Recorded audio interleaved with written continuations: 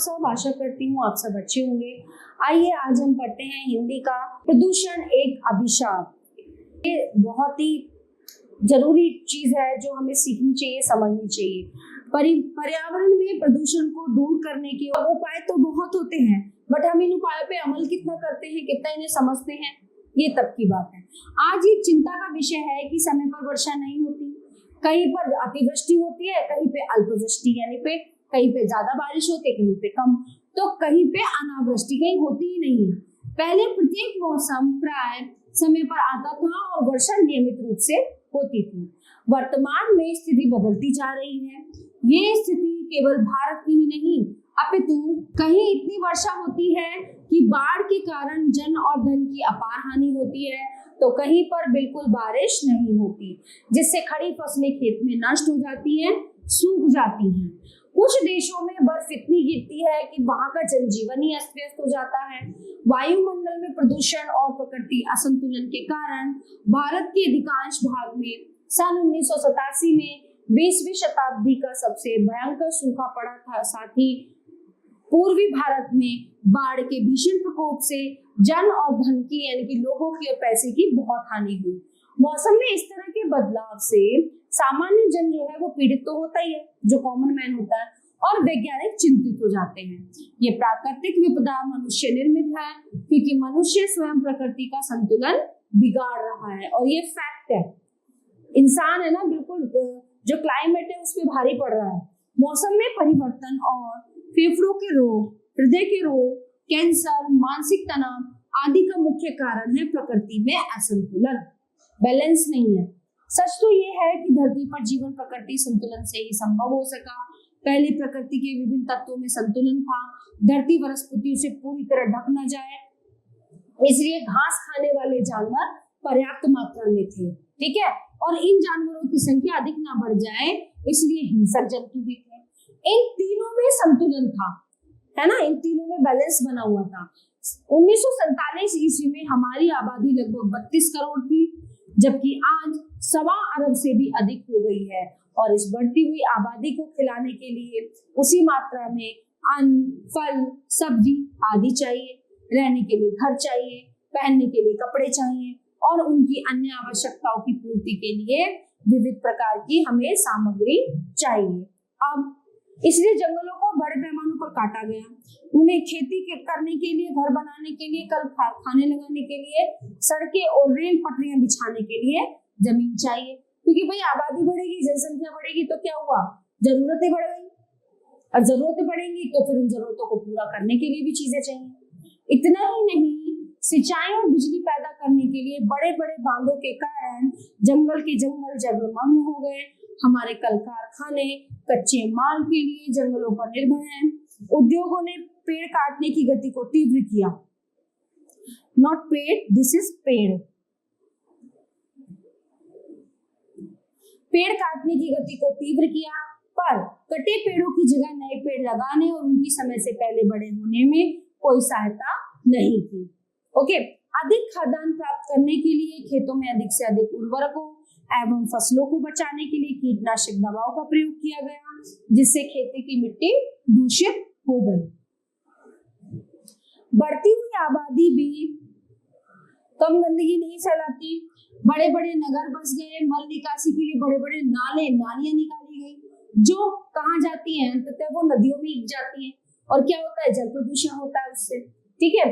कूड़ा कचरा और अन्य प्रकार की गंदगी जहां तहां फैल गई, अतः अंत में उससे भी नदियों जलाशयों में ही शरण मिलती है, ठीक है। वह इंसान ही तो कर रहा है इस प्रकृति को खराब। कारखानों से लगातार कचरा निकल रहा है, जो प्राय जलाशयों में प्रवाहित कर दिया जाता है। इस कचरे में अनेक प्रकार के जहरीले रसायन हैं, जो हवा, पानी और भूमि को दूषित करते हैं। हमारे पूर्वज वायुमंडल की शुद्धता को बनाए रखने के लिए हवन करते थे, और पेड़ों को काटने की अपेक्षा उन्हें ज्यादा से ज्यादा लगाने पर जोर देते थे।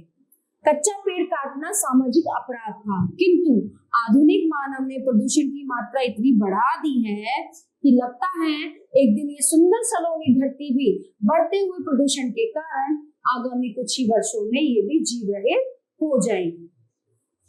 वैज्ञानिक आविष्कारों के फलस्वरूप विभिन्न प्रकार के जल, थल और नभ में चलने वाले तीव्रगामी यान बनाए गए। इन यानों से यातायात में बड़ी सुविधा हुई, दुनिया छोटी हो गई और लोग एक स्थान से दूसरे स्थान तक जल्दी और सुगमता पूर्वक आने जाने लगे। लेकिन अनवरत दौड़ती रेलगाड़ियां, बसों, ट्रकों, जलयानों और विमानों के धुएं और ध्वनि से वायुमंडल प्रदूषित होने लगा।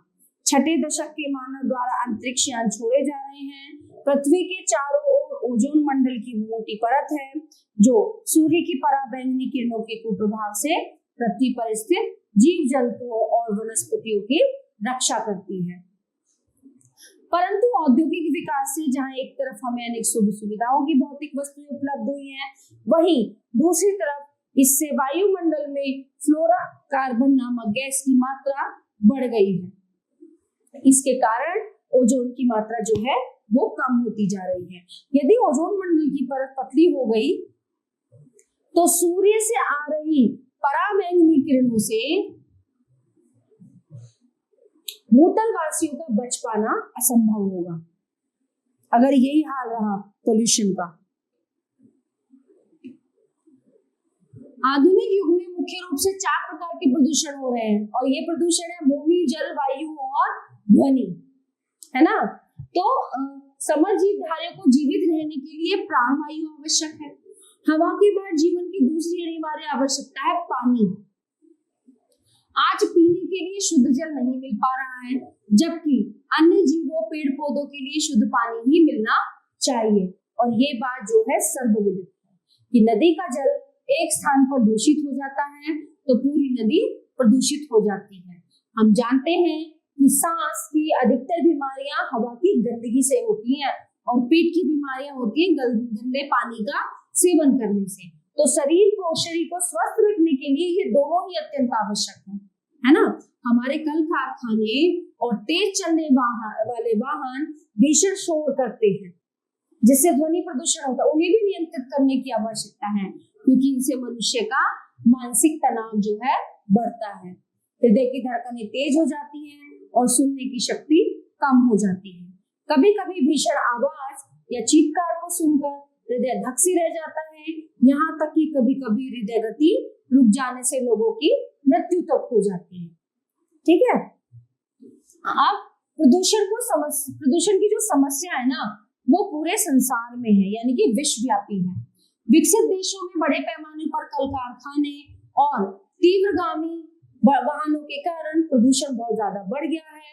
इसी प्रकार विकासशील देशों में भी नित्य प्रति नए कारखानों और वाहनों के कारण प्रदूषण बढ़ता जा रहा है। हमारा देश विकासशील है और हम औद्योगिकरण की दिशा में तेजी से बढ़ रहे हैं। यदि प्रदूषण की मात्रा इसी गति से बढ़ती रही तो वो दिन दूर नहीं जब धरती से जीवन ही समाप्त हो जाएगा, लुप्त हो जाएगा। और लुप्त होने से पहले जीवधारियों की जो दुर्दशा होगी, जो बुरी दशा होगी, वो तो रोंगटे खड़े कर देने वाली होगी। विषाक्त वायु से दम घुटेगा और विषाक्त पानी पीने से शरीर में विभिन्न प्रकार की व्याधियां और पीड़ा पैदा करेगा। भोपाल गैस कांड लोग भूले नहीं हैं। प्रदूषण रोकने में पेड़ पौधों का महत्वपूर्ण योगदान है। पेड़ों की पत्तियों में बारीक रंध्र होते हैं जिनके दोनों ओर रक्षक कोशिकाएं होती हैं। इन्हीं रंध्रों के द्वारा वातावरण और पौधों में गैसों का विनिमय होता है और जैविक क्रियाएं संपन्न होती हैं। पत्तियों की छोटे छोटे रंध्रों से वायु भीतर जाती है। यहाँ प्रकाश संश्लेषण के प्रक्रिया के द्वारा कार्बन डाइऑक्साइड का ऑक्सीजन में परिवर्तन हो जाता है। इस प्रकार इन रंध्रों से जो गैस बाहर निकलती है उसमें ऑक्सीजन की मात्रा अधिक होती है। यूं तो ये रंध्र लगातार सांस लेते रहते हैं, लेकिन रात्रि में सांस की प्रक्रिया तेजी से होती है।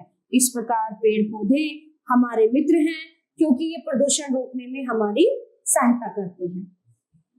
पर्यावरण के प्रदूषण को रोकने में हम सब भी सहयोग दे सकते हैं। ये काम हम 2 प्रकार से कर सकते हैं। पहला कि हम गंदगी ना फैलाएं और दूसरा गंदगी को साफ करें। अपने आसपास की नालियों को साफ रखें और जहां तहां कूड़ा कचरा आदि ना फेंकें। खुले में मलमूत्र विसर्जित ना करें। साथ ही अधिक से अधिक वृक्ष लगाए जाएं। हमारा पर्यावरण हमारा रक्षा कवच है जो हमें प्रकृति से विरासत में मिला है। ये हम सबका पालन करता है और जीवनाधार भी है। जीवनाधार याद रखें, पर्यावरण हम सबका है, इसलिए उसकी रक्षा का दायित्व भी हम सभी पर है। चूंकि मानव सृष्टि का सर्वश्रेष्ठ प्राणी है और इसी ने पर्यावरण को बिगाड़ा भी है, इसलिए इसकी रक्षा का सबसे बड़ा दायित्व भी मनुष्य का ही है। प्रदूषण रोकने का ये मतलब कभी नहीं है कि हम अपने कल कारखानों को बंद कर दें या यातायात के साधनों को उपयोग न करें और पाषाण काल में लौट जाए, ऐसा भी नहीं है, या विज्ञान के चमत्कारों उद्योगों की ताक पर रख दें। वास्तव में समस्या का हल वापस लौटने में नहीं, बल्कि युक्ति संगत उपाय खोजने में है। कि कोई ऐसी युक्ति, जैसे आप जहाँ जरूरत है पेड़ काट रहे हैं, लेकिन कहीं दूसरी जगह पे आपने 5 पेड़ काटे तो कहीं दूसरी जगह पे 10 पेड़ लगाए जाए, है ना, इस तरह की युक्ति। इसके लिए प्रदूषण पैदा करने वाले परंपरागत ईंधनों का प्रयोग कम करके सूर्य, हवा, पानी से शक्ति उत्पन्न कर कल कारखानों और वाहनों को चलाएं। प्रयास करें कि प्रकृति का भंडार भरा रहे। आबादी और गंदगी को नियंत्रित करें और जहरीले पदार्थों का उपयोग यदि बंद ना करें तो कम अवश्य कर दें। इसके लिए हम प्रकृति से तालमेल रखते हुए अपनी धरती को प्रकृति में ही रखें, जिससे पर्यावरण स्वस्थ, समृद्ध और सुंदर बना रहे। प्रकृति में ही धरती ऐसी बनी रहे जिस पर फूलही फलही विटप विधि नाना, मंजू ललितवर बेली बिताना, मंजू मंजूतर मधुकर श्रेणी, विविध बयारी बहे सुख देनी, ऋतु बसंत वर विविध बयारी, सब कह सुलभ पदार्थ चारी, है ना। मतलब प्रकृति में धरती ऐसी बनी रहे जिस पर फल फूल, है ना, फल फूल रहे, चारों तरफ पेड़ रहे, पक्षी रहे, सब चारों तरफ सुखी सुख हो। वस्तुतः पर्यावरण संरक्षण तो भारतीय संस्कृति से जुड़ा हुआ है। यहाँ पेड़ लगाना सदा से पुण्य का कार्य माना गया है। नर ही नहीं अपितु नारियां भी पीपल, बरगद, आम, नीम, बेल, जामुन, आंवला, पाकड़ जैसे उपयोगी वृक्षों को लगाना महान धार्मिक कृत्य मानती हूँ। तो ये एक लेख, ये पाठ हमारे लिए बहुत बड़ी सीख है ना। हमें जो है पर्यावरण प्रदूषण पर ध्यान देना चाहिए, अपने पर्यावरण को स्वच्छ बनाना चाहिए, पेड़ पौधे ज्यादा से ज्यादा लगाने चाहिए। आशा करती हूँ ये पाठ आपको अच्छे से समझ आया होगा।